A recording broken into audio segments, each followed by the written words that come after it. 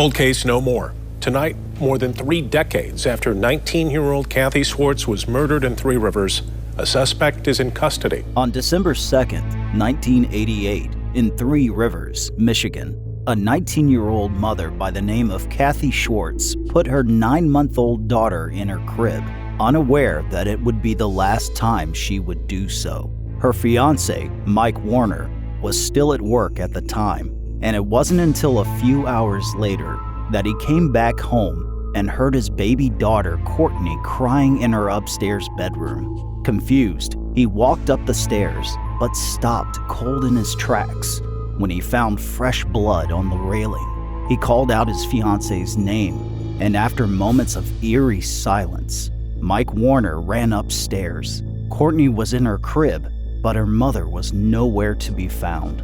Fearing the worst, he searched every room of the house and discovered Cathy's lifeless body on the floor of their bedroom, drenched in blood and covered in stab wounds. An autopsy report showed that before succumbing to 3 fatal stab wounds on her neck, Cathy was brutally beaten and strangled. According to police reports, the attacker had also attempted to rape the young mother, but was unsuccessful after Cathy put up a brave fight. Swartz's valiant efforts would prove to be a key element in the resolution of her case, as she managed to draw blood from her suspect, which would later be analyzed by the police. A botched robbery attempt was discarded by investigators after finding the words, "I was here," written in Cathy's blood on the wall.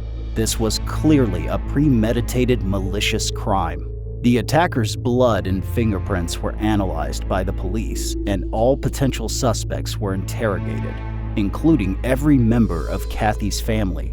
But the case went cold for many years after the laboratory tests were unable to provide a match. Robert Waters, one of Cathy's closest childhood friends and the same age as Cathy at the time, was never a suspect. As the years went by, forensic technology evolved to the point where investigators were able to analyze the attacker's DNA.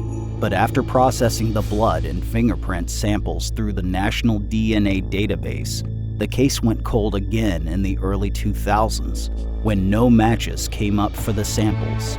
It wasn't until 2022 when the Three Rivers Police Department was able to use forensic genealogy to perform more advanced tests on the bloody fingerprint that 4 potential matches finally came up.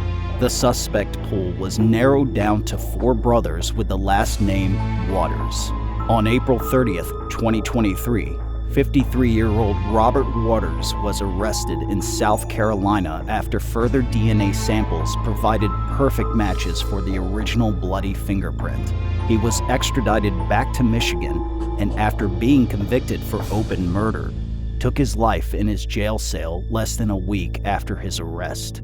Despite the closure that the arrest of Waters brought to Cathy's family, the suicide of Robert Waters left many loose ends and questions unanswered. Even with the case finally closed after 35 years, nobody will ever know why Cathy's closest friend murdered her in such a brutal way, and why he decided to leave the jarring message that he wrote on the wall. On November 29, 1988, Deborah Lee Atrops, the young mother of an 8-month-old baby whose custody she shared with her husband and high school sweetheart, Robert Atrops, walked out of her hair appointment at a beauty salon in Oregon at 7:15 p.m. She was supposed to pick up her daughter at Robert's apartment in Sherwood at around 8 p.m., where her husband had been living after the couple had separated 5 months earlier in June, but she never made it. Robert Atrops reported his wife missing that same evening, and the police searched her apartment in Salem for clues that could indicate she had planned to leave the city. They found none. At approximately 9 a.m. on December 1st, Beaverton police received a report about a suspicious vehicle at a dead-end street. A city public works employee had noticed an abandoned 1988 2-door black Honda Accord, which appeared suspicious due to its keys being left on the driver's seat and the driver's window being down. Upon arrival, Beaverton officers found the car parked without license plates. After opening the trunk, they were shocked at the sight of Deborah's lifeless body, still clothed in the red dress and royal blue coat that she had reportedly left the hair salon in.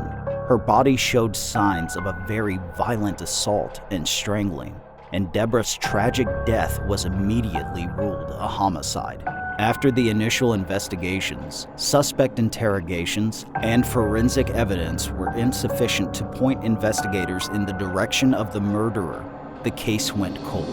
It didn't help that in January of 1989, the Oregon Department of Corrections director was shot and killed outside of his office, as this became a high-profile murder investigation that very quickly began dominating media coverage. And with no new evidence surfacing related to Deborah Antrop's murder, her case began to lose importance for investigators. Although the victim's mother constantly complained to authorities that her daughter's case was not receiving enough attention, the Washington County Sheriff's Office simply did not have the resources to devote to Deborah's murder.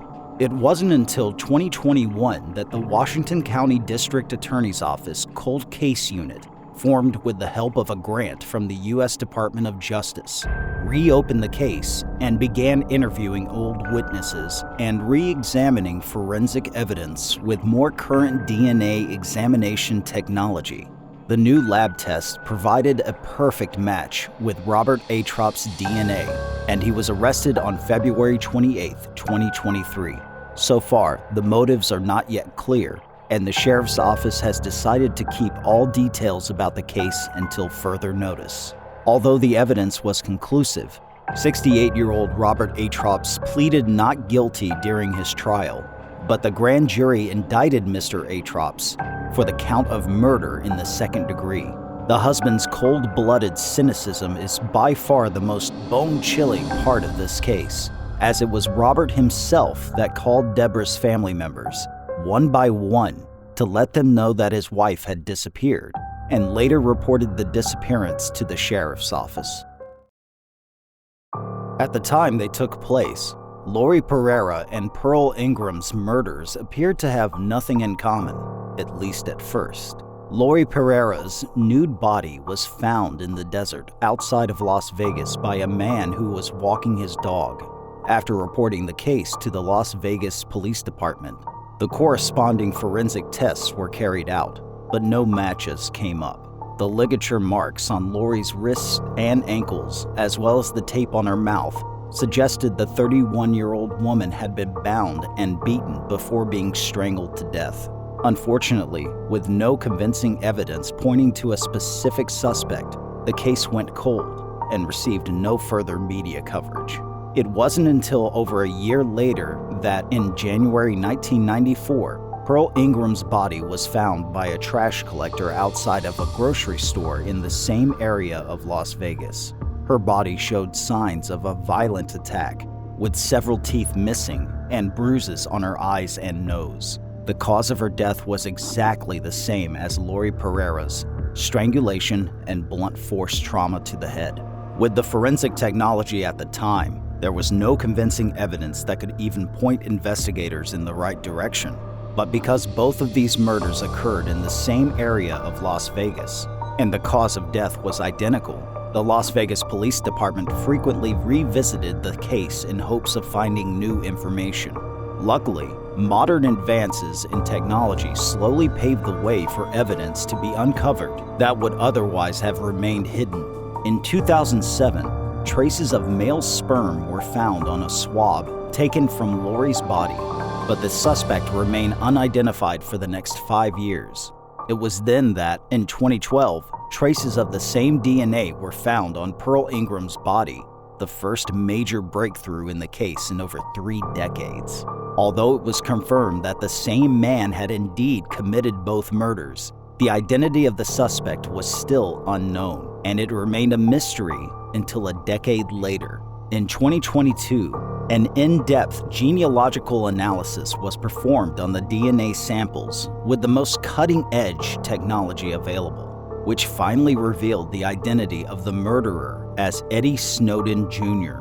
Snowden Jr. had lived a nomadic lifestyle for many years, migrating between large cities in Nevada for short periods and always staying under the radar.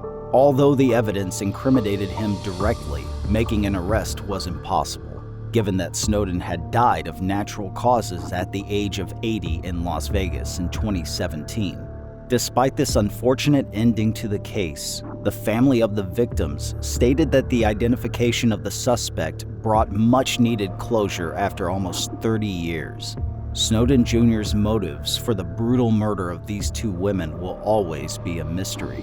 If there's one common thread in these cases, it's the fact that thanks to technological innovations in the forensic field, cases that were once cold can be reopened and reinvestigated.